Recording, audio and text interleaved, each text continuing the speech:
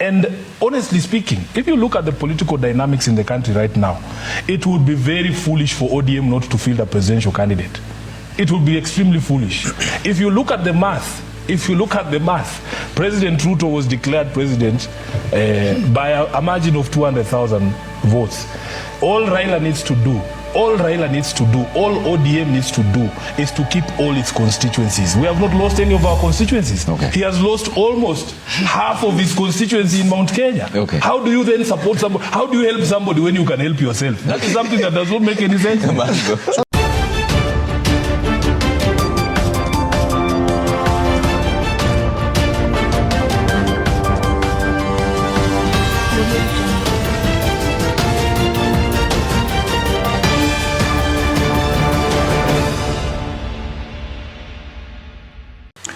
Yes, it is now very clear that Raila Amolo Odinga will be running for presidency in 2027. I keep on telling people that Raila Amolo Odinga is going to be on the ballot for as long as he's alive, even if he's 100 years, until maybe someone lodges him out from the second position or from the most influential person in Kenya. That was his father. His father had to leave politics after other players, okay, dislodging him, the Akina, Kenneth Matiba and others, okay? So even Raila is going to be on the ballot for as long as he's alive. Even if he wins the AU chair, I hope he wins, he will come back here and run, because the politics of Kenya is Raila Amolo Odinga, and Raila Amolo Odinga is the politics of Kenya. This was said by his Secretary General, Edwin Sifuna. Normally, the Secretary General of any party is the head of the party and is the chief spokesperson after the party leader, as the minority whip are hobnobbing with Ruto, and it's expected because he's supporting their party president. The Secretary General on the show came out to say that they are going to run. They will be on the ballot come 2027. And as Raila Ruto is looking for another axis to help him retain the presence, because the Mountain Kenya, which supported him 47%, is gone, is hoping that Raila does not come on the ballot. That's why he's giving it his all. But all signs indicate that he will be on the ballot. Sometimes they come out to criticize Ruto. It shows you that he's going to be on the ballot unless he's dead. So in this episode, I can talk about the comments of Edwin Sifuna, what it means for our politics, and most importantly, the study materials we can learn from the politics of our nation. But before I do this, I want to let you know that if you're new to this channel, please subscribe. If geopolitics and economics is what you want, this will be definitely the right channel for you to subscribe to.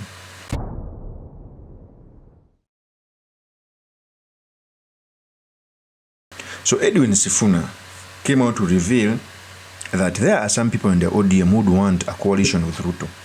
And he was so categorical that they made a mistake when they supported Uhuru Kenyatta, because they ended up carrying the incumbency burden. Trust me, in 2022, even the wrongdoings of the government were painted on Raila Amolo Odinga. Ruto was able to escape them because Ruto looks like an opposition leader. But even away from that, the people who made William Ruto president are the Central Kenya people. Remember, he doesn't have them, so he's running somewhere else for refuge. So the Secretary of ODM came out to say that they are going to be on the ballot, and he said these statements. He was on Citizen TV. Here's the tape.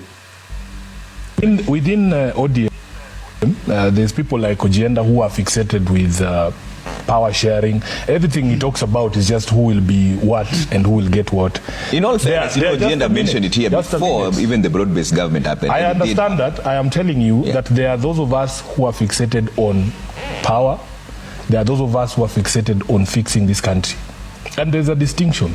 And I have not said that it is not possible. But I have said in the past, you know, we need to learn from the mistakes we made in the past. One of the things that I have learned in the past, I'm beginning my 8th year as SG in February of this party. One of the things we've learned in the past is that we have a responsibility to advise our leaders. And the beauty with the party leader Raila Odinga is that he always falls back to his troops to advise him. And he listens to the advice. The advice that we failed to give. When you heard him speak, he came out to say there are some people within the ODM who are so excited to work with Ruto. Many of them have never been in government. So going to State House, getting freebies, maybe transport money, and Ruto is a giver. That's why even ODM people like the minority leader, Junet Mohammed, hang around him because I know they get something. That's why they combine forces to impeach Gachagua. So they want to make a coalition. But Edwin Sifuna is coming out categorical, telling them that it will be foolish for them to support Ruto. Let's continue. In 2018, 2022, was that you were associating with a government that was extremely unpopular, and that we were going to end up carrying the burden of incumbency when indeed it was not our government. This is the exact same situation that we find ourselves in. But the responsibility on the people who believe in ODM, who believe in the values of this party, is to not make the same mistake we made last time by keeping quiet and saying, oh, let us just keep quiet, this thing will work out. It did not work out. We are not going to make the same mistake. We have a responsibility to say, and I've said it here, it doesn't matter if you are not performing as an incumbent, if you are doing the things that this government is doing, it doesn't matter who supports you, you will still come up short. And I've given you the example of what we did last election. We had a coalition of 26 political parties, including a sitting president. We still came up short, Trevor, because we did not address the issues of the people. And the incumbency, the presidency, all those things that were happening, including the bodies showing up in River Yala, the state of the economy, the demolitions, all of those things, we ended up carrying that burden. And I'm telling you, for as long as I'm SG of ODM, I am sworn to give proper advice to my party leader.